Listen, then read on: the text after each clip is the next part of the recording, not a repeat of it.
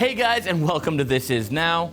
Apple TV Plus has been out for about a week now, and we were wondering just how well does it stack up to its competitors? It seems like every week a new company is announcing their plans for their own streaming service to the point where it's just exhausting.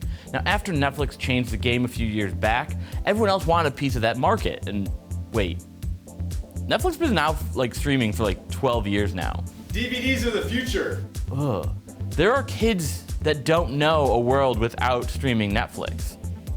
Yes. For the most part, no one really has been able to put a sizable dent in Netflix market share, but none of those companies were Apple. Sure, the upcoming Disney Plus service sounds amazing, but Apple has a secret weapon. There are over 1 billion Apple devices floating around the world, and all of those are entry points for potential new customers. So the first thing that jumps out with Apple TV Plus, besides it being an absolutely horrible name, I don't want to be saying this all the time, is the price. At only $5 per month, and even cheaper in some places like India, somewhere like $1.40, it seems like an amazing deal, at least on paper. Netflix's cheapest option will run you $9 a month, and not only are you limited to only being able to use a single screen at a time, but you are limited to just standard definition. DVDs! So I wonder how many of our fans who are like, oh, the iPhone doesn't have an HD screen, are actually watching Netflix with their cheap plan that is only 480p.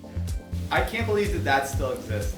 If you want to watch on your big fancy 4K TV, or maybe just have a single account for the family, Netflix jumps all the way up to $16 per month. For that $5 a month for Apple TV Plus, there are 0 restrictions on resolution. You even get HDR, which is cool. And you can even share with 6 family members, all for that same price. Oh, and by the way, if you buy an iPhone, you get a year of service for free. That's not bad, not a bad deal, yeah. Now, price is one thing, but what about content? Well, the best way I can sum it up is, even though I got the service for free, I still don't think I'm getting my money's worth. Unlike Netflix or Disney Plus or even HBO, Apple doesn't have the massive back catalog of content, so they've reportedly committed around $6 billion to acquiring and producing their own original content. And they are bringing in some big-time names such as Steve. Did you just call him Steve? And they are bringing in some big-time names such as Steven Spielberg, Jennifer Aniston, Steve Carell, and even Oprah. Remember when she gave away a car? A bunch of cars? All these big-time names are from 1995. However, they still only have a handful of shows right now, and those handful of shows only have a handful of episodes. So I was actually able to binge all of what's available in a single weekend, which just shows how pathetic my weekends are. But now the service is just sitting idly for me because I don't have anything else to watch. I actually did enjoy watching the shows, let me be clear on that. But none of them managed to hook me like big-time shows such as Game of Thrones or The Boys. Instead, they felt like filler series that I would watch in between the actual shows I wanted to watch. Now, I'll be honest, I'm not really sure where that $6 billion is being spent. The morning show was originally reported as having a budget of around $15 million per episode, although that's been vaguely refuted. But C also has a $15 million per episode budget. That is so much money. It is an insane amount of money. For context, Game of Thrones had around $8 to $10 million per episode budget, with a much higher level of production between costuming, locations, and of course, CGI dragons. All right, let me take C for example. This is the only show that I wasn't even able to get through episode 1 on. So it's the little things that piss me off about it. Their form of written communication is just string tied in knots and then they read the knots. I mean, if only there was some sort of written communication for the blind. I don't know, maybe Braille?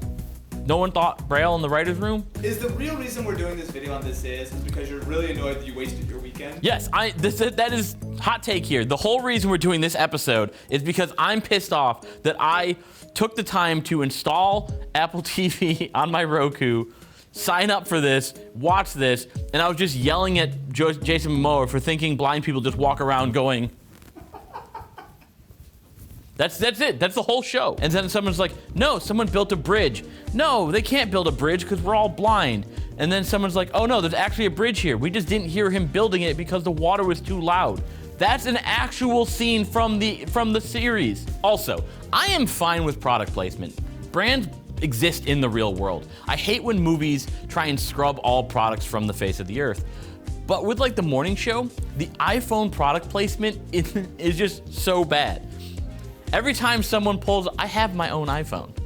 Are you just saying because mine's the poor version? Every time someone pulls out an iPhone, it's an iPhone ad. That's what it is. It's like a 3-second iPhone ad every time. Now, people say C gets better around episode 3, but here's the thing. They haven't earned my viewership in episode 1, and that kind of tells the overall story of Apple TV Plus.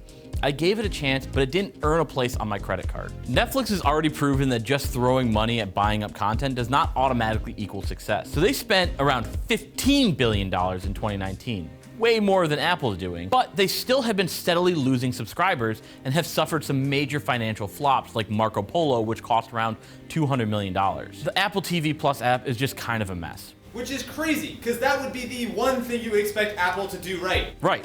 So back in 2011, Steve Jobs boldly claimed that the Apple TV will have the simplest user interface you could imagine. I finally cracked it. Pretty famous saying from him. But the new TV app is a complicated mess.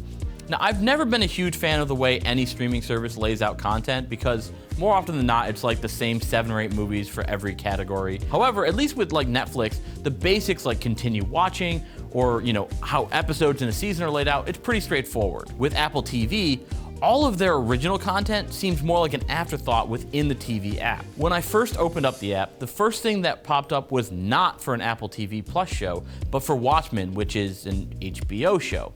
That's already not a good sign for the platform. Looking back at it a second time, the shows are significantly more prominent, but 2 of the 5 what to watch recommendations are still from different companies under the assumption that you are subscribed to those streaming platforms as well. You really need to dig in order to even get to their shows. Now, for some, this might actually be a pro instead of a con. I mean, they might see it as Apple not forcing their content on you. But for me personally, that's the whole reason I'm in the app. The absolute most egregious thing for me, though, was when I stopped watching on my iPad and moved over to my Roku TV with the TV app, the show started over from the beginning, which is totally unacceptable for a streaming platform. Like, how do you get that wrong in 2019? I just don't get it. So right now, Apple has to ask themselves if they are a platform or a production company. Because right now they're somewhere stuck in between, much like Amazon Prime was for years. I feel like Apple TV Plus will have plenty of subscribers, but very few paying customers. While it's unclear how long they'll offer the service free with an iPhone, I see a scenario where this is a permanent promotion to help boost dwindling iPhone sales. And the same group of people who will be invested in TV Plus is most likely already invested in buying the new iPhone every year anyway. With such a mediocre launch, I think Apple missed their opportunity to make a dent in the market. While things may improve as Apple adds new and hopefully better shows, they're still definitely facing an uphill battle from here on out. So what do you guys think about it? Are you enjoying Apple TV Plus or... It's not worth $3.99. It is not worth $3.99, at least right now. Thank you so much for watching this episode of This Is. You can check out some of our other episodes right here. Be sure to hit that like button, ring the notification bell, because if you don't, Austin is going to make me watch exclusively Apple TV Plus, and I really don't want to do that. Yeah, I am. See time, see time, see time, see time. Yikes.